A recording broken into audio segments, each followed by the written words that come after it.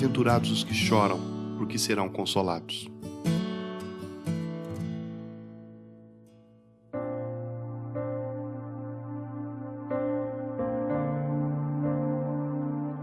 Todo mundo sabe o que é o choro. Foi esse o meio que usamos quando ainda crianças, não sabíamos falar, mas comunicávamos algum desconforto aos nossos pais. O choro é a expressão física dos nossos sentimentos. Funciona como uma descarga física e emocional. Nos ajuda a aliviar sentimentos. Por isso que, emocionalmente falando, não é saudável segurar o choro, como algumas pessoas fazem. Mas o choro também está incluído nas bem-aventuranças. Jesus afirma: felizes são os que choram. Mas como podem ser felizes os que choram? Para responder isso, precisamos saber antes que tipo de choro que Jesus está falando. Porque nem todo choro se encaixa nessa bem-aventurança. Aqui não se trata do choro da sofrência, do sujeito que foi traído lá na música sertaneja, ou do choro de ver o seu time de futebol perdendo, ou do choro da criança que foi contrariada e faz birra, ou mesmo do choro de raiva. Mas então, que tipo de choro Jesus está dizendo que é abençoado? O choro que Jesus faz referência é o choro ligado a uma atitude religiosa. É um choro ligado ao exercício espiritual. É quando choramos diante de Deus e dependemos dele.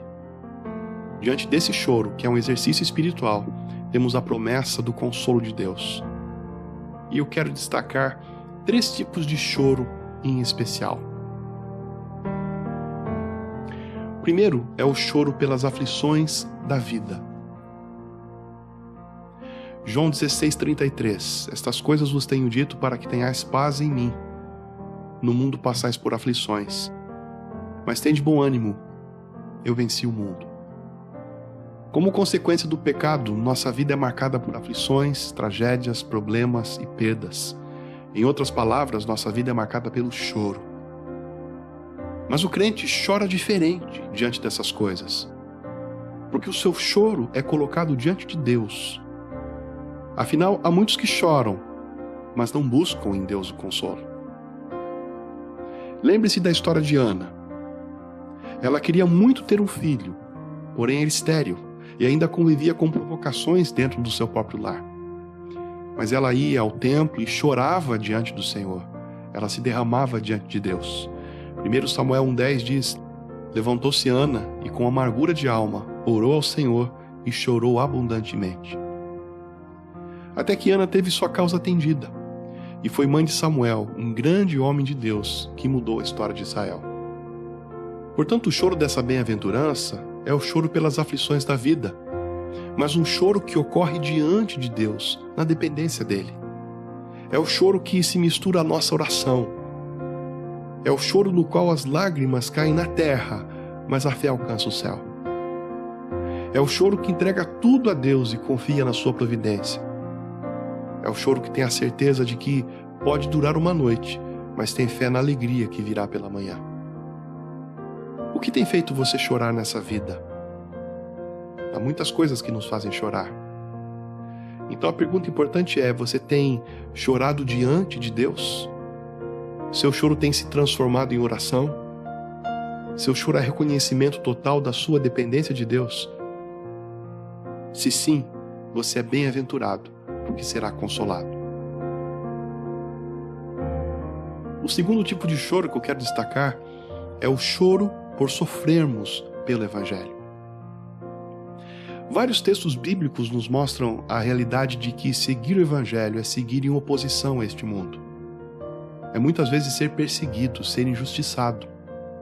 Muitas pessoas olham com certo triunfalismo para a vida dos apóstolos e da igreja primitiva, mas desconsideram os sofrimentos que esses irmãos passavam.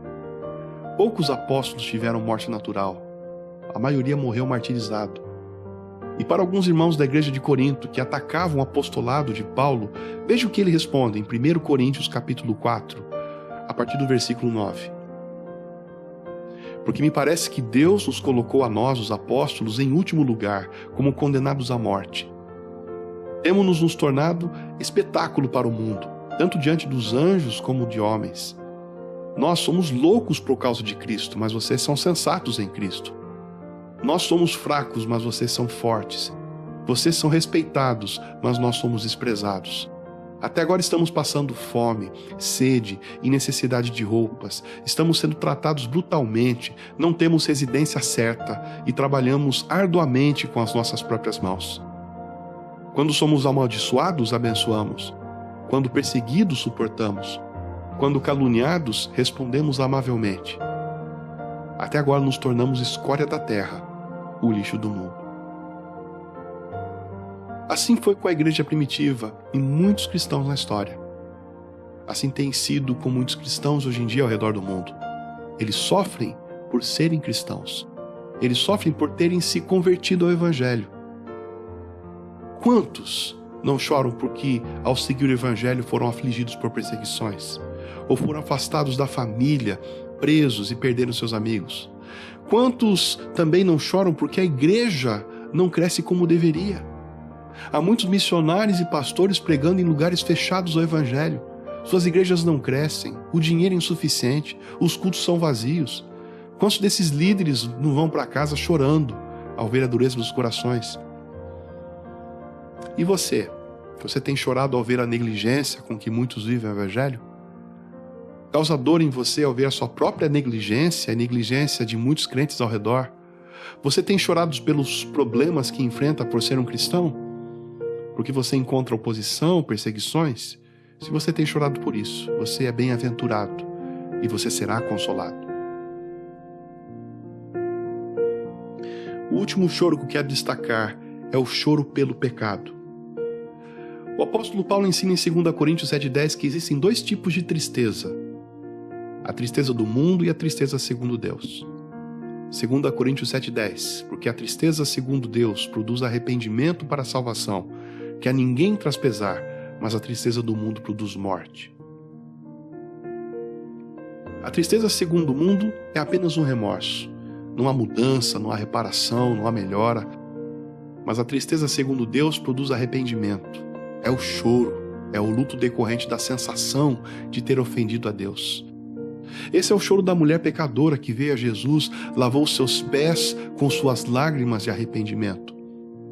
Esse é o tipo de arrependimento do filho pródigo que o levou de volta para o pai.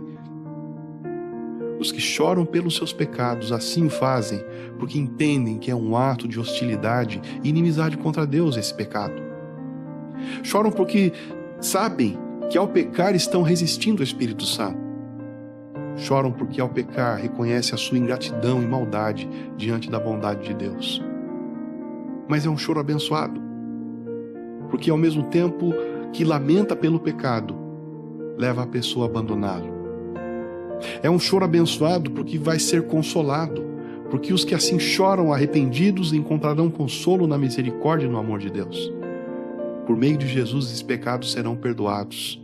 Por meio de Jesus, a alma cansada e oprimida vai encontrar um jugo leve, vai encontrar paz. Por meio do Espírito Santo, Consolador, essa pessoa vai ser sustentada. Qual a sua postura diante dos seus pecados que ofendem a Deus? Isso lhe causa tristeza? Você tem chorado pelos seus pecados? Você tem abandonado esses pecados? Se sim, bem-aventurado você é, porque será consolado pelo Deus perdoador. Concluindo, o mundo chora por muitos motivos, muitos deles até banais.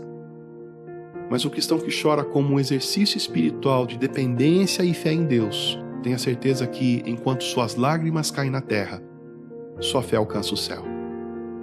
E lá temos a promessa de que não haverá mais sofrimento, não haverá mais choro. O consolo, a alegria será completa, porque o pecado não mais nos separará da presença de Deus e viveremos para sempre com Ele. Apocalipse 21:4. E Ele enxugará dos seus olhos toda lágrima. Bem-aventurados os que choram, porque serão consolados.